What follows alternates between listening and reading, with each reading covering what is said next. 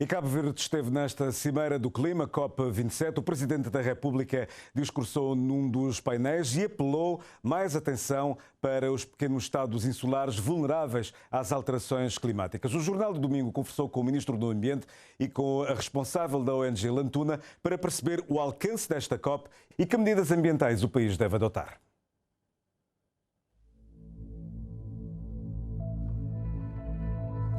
As Cimeiras do Clima mobilizam as principais personalidades mundiais para dar visibilidade a uma questão preocupante que põe em risco a sobrevivência do nosso planeta, mas que em muitos círculos do poder, empresas e sociedades, ainda a questão ambiental não é levada muito a sério. Na Conferência das Nações Unidas sobre o Clima deste ano, que aconteceu em Sharm el-Sheikh, no Egito, ouvimos os líderes mundiais a reivindicar mais atenção ao ambiente, a apelar a um esforço coletivo para reduzirmos a emissão de gases com efeito de estufa. O Presidente da República discursou pedindo reinvestimento climático. O secretário-geral da ONU disse que na questão ambiental estamos com o acelerador a fundo em direção ao inferno. Ouvimos também os apelos sentidos dos povos do Pacífico, cujos territórios estão a ser engolidos pelo mar. O principal tema desta COP de Sharm el-Sheikh foi o financiamento das perdas e danos, e isso é fundamental para os pequenos estados insulares como o nosso. Seychelles é o país que mais tem batido pela demanda de compensações dos estados ricos nas mesas das negociações e tem buscado saídas alternativas para lidar com a emergência climática.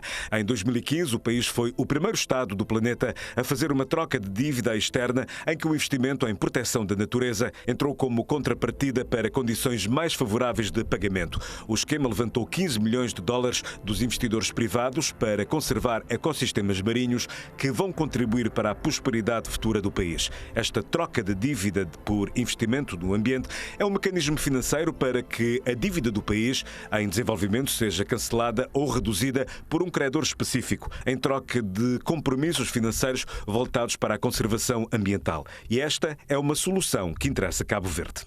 Estamos defendendo que o financiamento para a adaptação seja também, mesmo para países de rendimento médio, como é o caso de Cabo Verde, ser assegurado através de doações ou então crédito em condições muitíssimo favoráveis para que nós possamos ter a capacidade de implementação das medidas definidas para a adaptação às mudanças climáticas.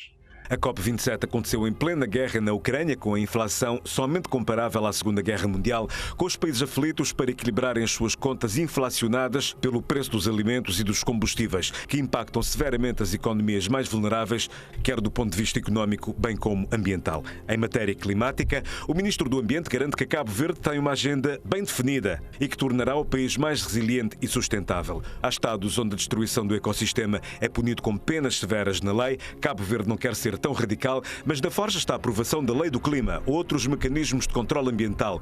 Uma das iniciativas é o alargamento da Lei do Plástico.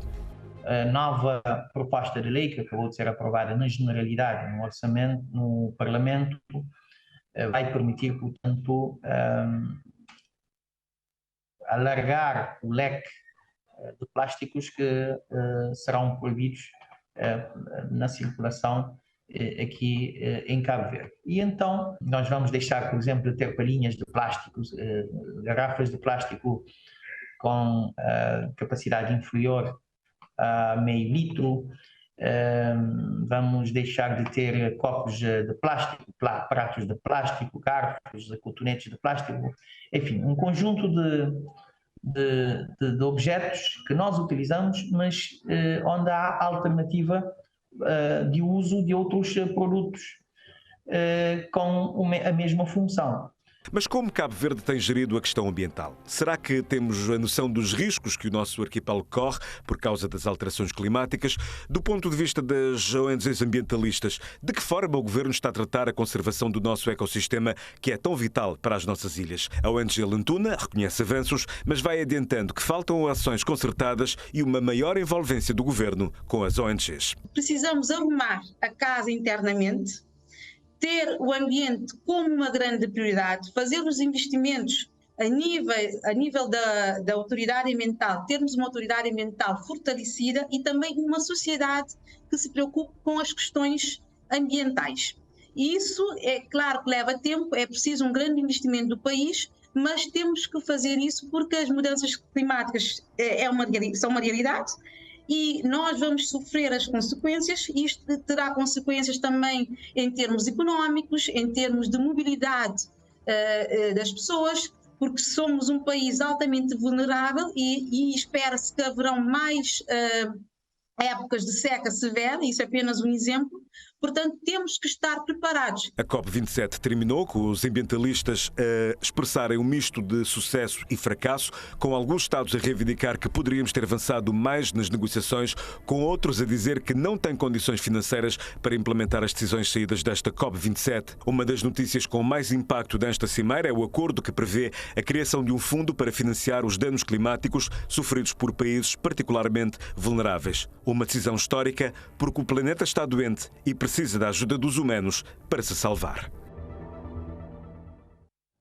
Uma conferência do clima COP27 que aconteceu num momento particular da economia mundial, com a guerra na Ucrânia, o déficit, a crise alimentar, a crise ambiental. António Guterres mesmo disse que estamos numa autoestrada com o pé no fundo do acelerador e em direção ao inferno.